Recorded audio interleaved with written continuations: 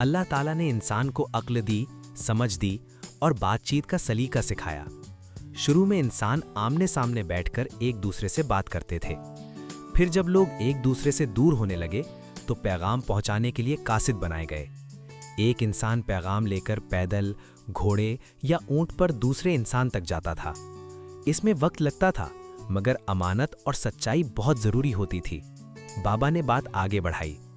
بعد میں انسان نے خط لکھنا سیکھا۔ کاغذ پر دل کی بات لکھ کر ڈاک کے ذریعے بھیجی جانے لگی۔ پھر اللہ کی دی ہوئی حکمت سے انسان نے کبوتروں کو بھی پیغام پہنچانے کے لیے استعمال کیا۔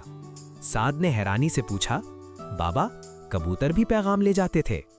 بابا مسکرا کر بولے، جی ہاں بیٹا، یہ سب اللہ کی مخلوق ہے اور انسان نے اللہ کی دی ہوئی عقل سے ان سے فائدہ اٹھانا سیکھا۔ بابا نے بات جاری رکھی۔